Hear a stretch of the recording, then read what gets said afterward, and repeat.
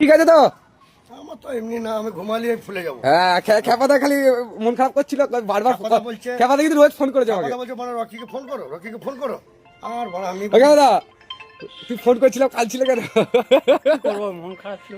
ওর মা সবকিছু দিচ্ছি, তাতেও আমার মন খারাপ। মন খারাপ?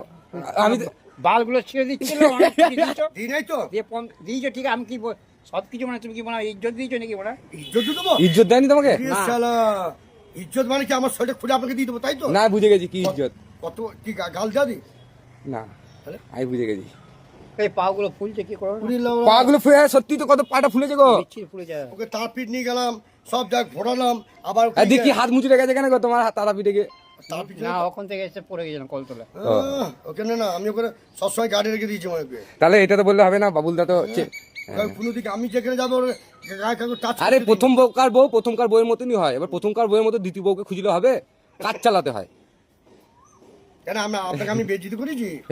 হ্যাঁ ঠিক আছে, না। ও তো আবার চলে যাবে, আবার মন্দিরে পুজো দিতে যাবে, সেদিন আমি না, এবার খেপা থেকে নিয়ে যাবো। খেপাতে তো মদ ছেড়ে দিলে সব জায়গায় নিয়ে যাবো। মদ, ওর জিন্দিগি তো মদ ছাড়বে না। ও বলছে বউ ছেড়ে দেবো আর মদ ছাড়বো না। না, খেপাতে মদ ছেড়ে দেবো, গেঁজা খাওয়া ধরি দেবো। হ্যাঁ বুঝলে?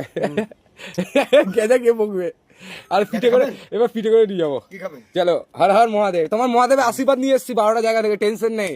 তুমি এখনো চাঙ্গা। 72 তো কি হয়েছে তোমার? তাহলে খুব ভালো জায়গা আমার, 92। এ চায়না যে সার্কার কিন্তু ইয়ে বই শুটিং হয়েছিল, ওই মন্দিরটা এটা কোন জায়গার?